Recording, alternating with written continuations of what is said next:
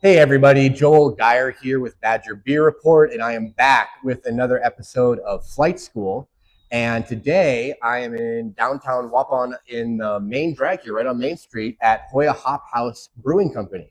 And I am joined by Jarrett Mack. And Jarrett, before we dive into the beer, can you just briefly introduce yourself and your role here at Hoya Hop House? So I'm Jarrett. I am one of the owners, and I do all of the brewing and essentially beverage program here. So I take care of the production of the beer, the canning, distro, and then on the bar side, I manage the cocktail program and kind of just keep the flow of that all going. So everything liquid that comes out of this establishment is all done by me. Yeah, and you have, speaking of all the different liquids, you have so many different flavor profiles going on here on this tap list. I was really excited to get your list of beers because I knew you were going to have some very fun, creative stuff for us. And we're starting off about as light as we can get here. Yep. With, is it obake? Obake. Okay. Just obake means shape-shifting spirits in Japanese. Yes, and with it being Japanese, it is a jasmine rice lager. Correct. So for people that may not have had a style of beer exactly like this, can you explain, first of all, what the jasmine rice lager does for a light lager like this? You know, aroma, taste, body, all that kind of stuff. Yeah. So the reason why I choose jasmine rice versus just using like a flaked rice, because jasmine rice adds this softness to the lager profile, and it's kind of something you will not get from regular flaked rice. Flaked rice will really dry the beer out. And my goal with this was just to not be a super dry beer, but to be very fluffy and very light. And then paired with Sriracha Ace, a Japanese style hop, it kind of keeps it nice and floral. And that was kind of the flavors I was chasing when doing something like this. I really wanted a light drinking lager, but to have a really cool mouthfeel and texture and aroma. And it's probably arguably my favorite beer I make. Like jasmine rice lager is up there for me. And I mean, like the fluffy floral is exactly what I'm getting. And so with jasmine rice, the jasmine is with the more floral, because there obviously are other like rice lagers out there. Is that just kind of a personal choice in terms of the floral character? It was just by preference. Like jasmine rice is my favorite rice to eat. And so that's why when I was thinking of making this beer and creating it, basmati rice was what I traditionally was using when I was on a homebrew level, and that's what I was making it with.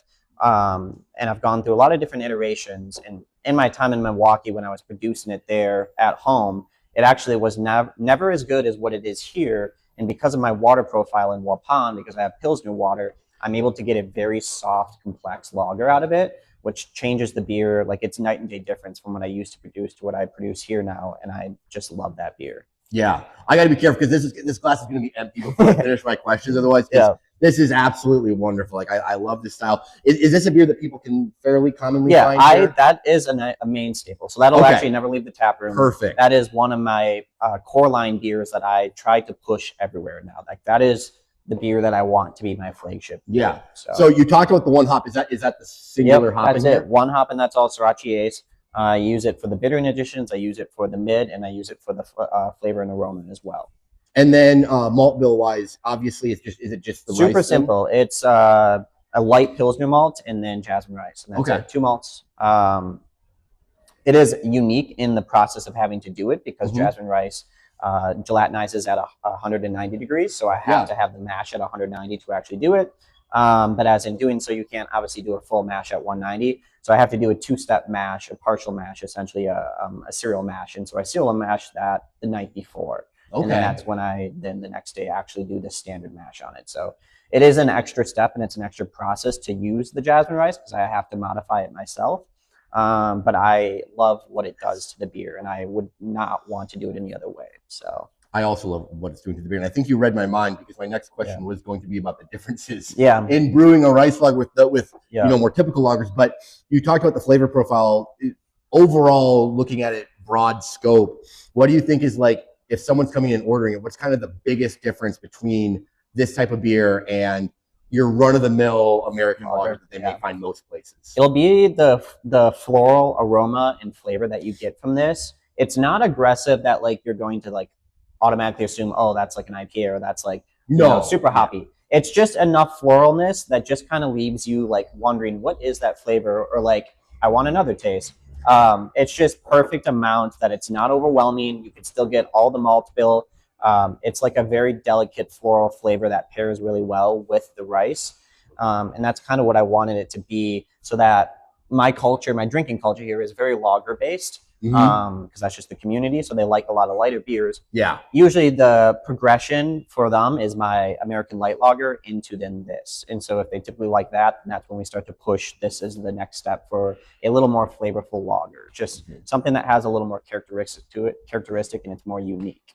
Like a stepping stone of many kinds. Yeah. And for those wondering, here in the front, we do have, we will have cans of 3 of the 4 beers we'll be tasting out, so you can see the can artwork. And if you come in to Hoya Hop House, the cans are also available in singles to go. So if several of these beers look appealing, or you come in and, how many do you have on tap here again?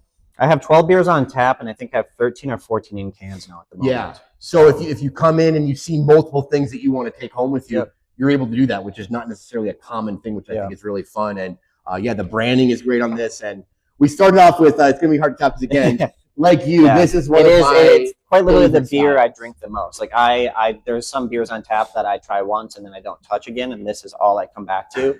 It's the beer that I could drink every day and be totally happy about it. So I understand that. It's such a nice light beer that you can have a couple of them without being, you're not drinking the 9.5% Imperial Stout. But yeah, so this is a great start. I absolutely love this beer. Very, like you said, it has the simplicity and body of like a regular lager with some of the complexities of the aromas and the flavor, which is one reason I love it so much. But we are going to stick with lagers coming up next, but it will be essentially a very polar opposite looking lager. So we will be right back with our second beer.